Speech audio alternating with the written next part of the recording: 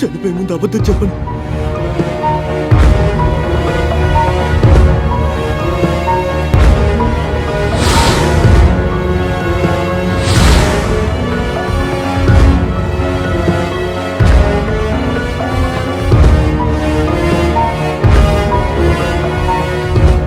రే అన్న, వీడికి ఏ నంబర్ నుంచి ఫోన్ వచ్చిందో చూడండి. అలాగే అన్న. అన్నా, ఇది ల్యాండ్ నంబర్. వాళ్ళను కూడా లేపేయండి.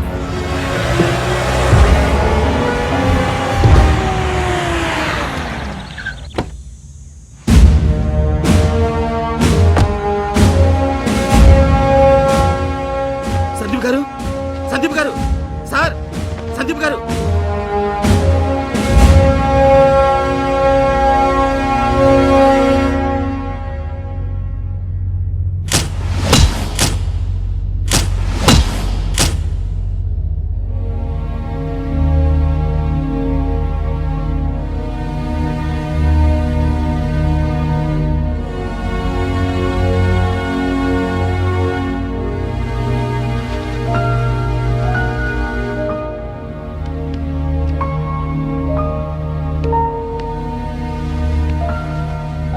దేవుడే కథని కాపాడాలి. ఇన్ని రోజులుగా ఆయన కోమాలోనే ఉన్నాడు.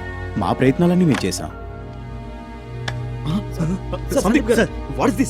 మీరు ఇలా బయటికి రాకూడదు. Please please please try to understand sir. Please sir, మమ్మల్ని అర్థం చేసుకోండి. Please sir, please please. అయ్యో సార్ సార్ సార్.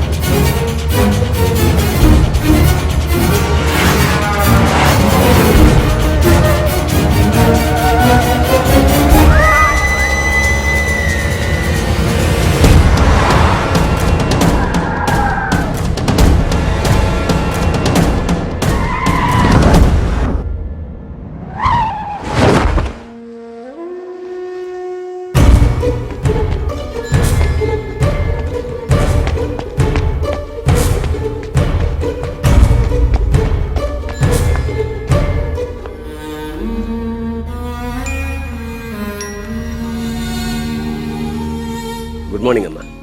వచ్చేసావా? ఇప్పుడు హ్యాపీయేనా? ఏంటి అలా చూస్తున్నావు?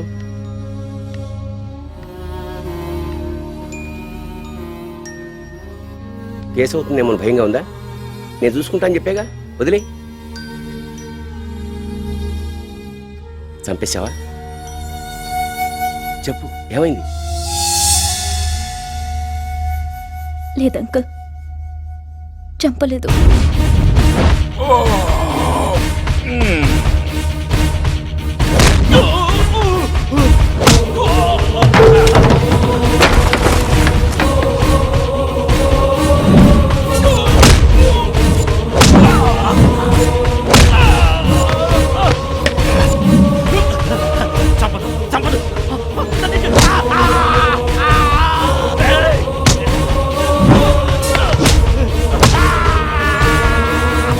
బుల్లెట్ గురి తెప్పిందా? షూట్ చేయాలంటే భయం వేసిందా? చంపాల్సిన వాడు దొరకలేదా? దొరికినా చంపడం కుదరలేదా? అసలు ఏమైందో చెప్పు. ఎవరి మీదో పగ తీర్చుకోబోతున్నట్టు రాత్రే బయలుదేరావు.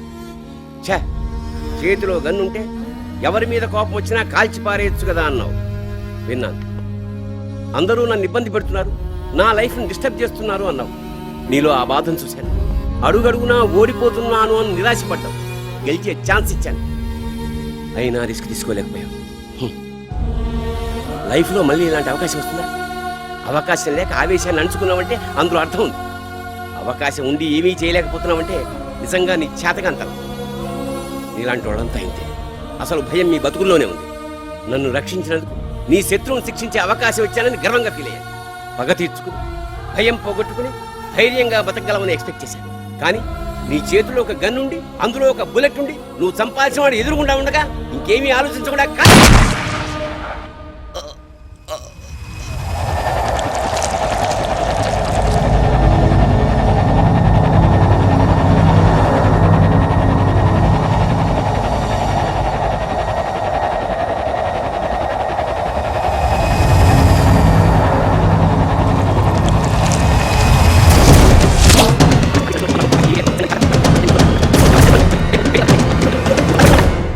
చంపాల్సిన వాడు దొరకలేదా? దొరికినా చంపడం కుదరలేదా? అసలు ఏమైందో చెప్పు. ఏమని చెప్పను? నేనెక్కడికి వెళ్తే అక్కడ నాకు నువ్వే ఎదురయ్యావని చెప్పనా? నా జీవితం ఇలా అవ్వడానికి పరోక్షంగా నువ్వే కారణమని చెప్పనా? అనిత జీవితంతో ఆడుకున్న ఆ హోటల్ చైర్మన్వి నువ్వే అని తెలిసినప్పుడు నువ్వు అవకాశవాదివని సరిపెట్టుకున్నాను. ఆ హోటల్ ఎండి కృష్ణప్రసాద్ దీన్ని వాడుకొని వ్యభిచారిణిగా మార్చేశాడమ్మా. సందీప్ తండ్రివి నువ్వేనని తెలిసినప్పుడు అంత మంచివాడు నీ కొడుకు ఎలా అయ్యాడా అని బాధపడ్డాను. నువ్వొక డబ్బు పిచ్చి పట్టిన మూర్ఖుడివనుకున్నాను. బాబేమయ్యాడో తెలియదమ్మా. గత 3 నెలలుగా ఇంటికి రావడం లేదు. నాకెందుకో భయంగా ఉంది. రౌడీల చేత మా అమ్మ నాన్నల్ని చంపించింది నువ్వేనని తెలిసాక నువ్వెంత దుర్మార్గుడివో అర్థం చేసుకున్నాను. చనిపోయే ముందు అబద్ధం చెప్పను. మీ అమ్మ నన్ను చంపించింది కృష్ణప్రసాద్. నీలాంటి రాక్షసుణ్ణి ఎందుకు కలిసానా అనుకున్నాను. కానీ ఈ రోజు నేను రక్షించింది ఓ కిరాతకున్నే కాదు, ఓ పెద్ద క్రిమినల్ నన్ను తెలిసాక నేను కాపాడిన ప్రాణం నేనే తీసేయాలనుకున్నాను. నువ్విచ్చిన గన్తో నిన్నే కాల్చి చంపేయాలనుకున్నాను. ఇది నా వల్ల సాధ్యమేనా? నీ చేతిలో ఒక గన్ ఉండి అందులో ఒక బుల్లెట్ ఉండి నువ్వు చంపాల్సిన వాడు ఎదురుగుండా ఉండగా ఏమీ ఆలోచించకుండా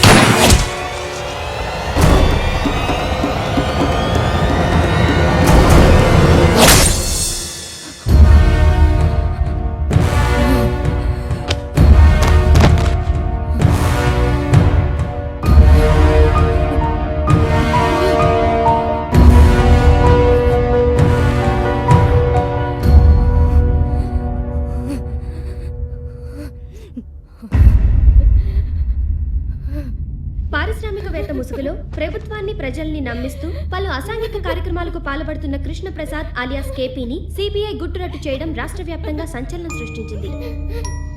3 నెలల క్రితం సిబిఐకి వచ్చిన ఒక ఫోన్ కాల్ ద్వారా స్టేట్ లో విఐపిగా చలామణి అవుతున్న కృష్ణప్రసాద్ కు సంబంధించిన గ్యాంగ్ మీద సిబిఐ ఆఫీసర్ సందీప్ అటాక్ చేశారు. అక్కడ దొరికిన ముఠా సభ్యుల్ని పోలీసులు ఎంక్వైరీ చేయగా రాష్ట్రంలో ఆయుధాల అక్రమ రవాణాకి పాల్పడుతూ అనేక మాఫియాలకి సహకరిస్తున్న కృష్ణప్రసాద్ గురించి అనేక వివరాలు వెల్లడయ్యాయి. అప్పటి నుంచి పోలీస్ డిపార్ట్మెంట్ కి దొరకకుండా తప్పించుకొని తిరుగుతూ ఇతర దేశాల్లో తలదాచుకుంటున్న కృష్ణప్రసాద్ నిన్న రాత్రే పోలీసుల కంటపడ్డాడు. పోలీసుల నుంచి తప్పించుకుంటూ పారిపోయే క్రమంలో కృష్ణప్రసాద్ కార్కి యాక్సిడెంట్ అయింది. మేము సంఘటనా స్థలానికి చేరుకునే లోపే అతన్నెవరో రక్షించి తీసుకెళ్లిపోయారు. రాష్ట్రంలో అసాంఘిక చర్యలకు పాల్పడుతున్న కృష్ణప్రసాద్ ని లైవ్ ఆర్ డెడ్ అప్పగించిన వాళ్ళకి మంచి బహుమానాన్ని కూడా రాష్ట్ర ప్రభుత్వం ప్రకటించింది. కాబట్టి సందర్భంగా మేము ప్రజలందరికీ విజ్ఞప్తి చేస్తున్నాం. నువ్వు చేసిన దాంట్లో తప్పేం లేదు, కరెక్ట్గానే చేసావు.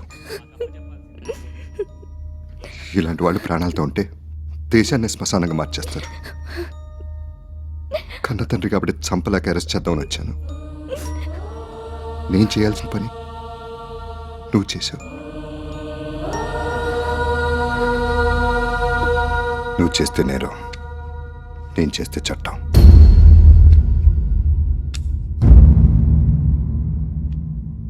ఏంటలా చూస్తున్నా? ఎలా బతుకున్నాననే నా కొలీగ్ ఒకటి లేట్కి వచ్చి సేవ్ చేశాడు.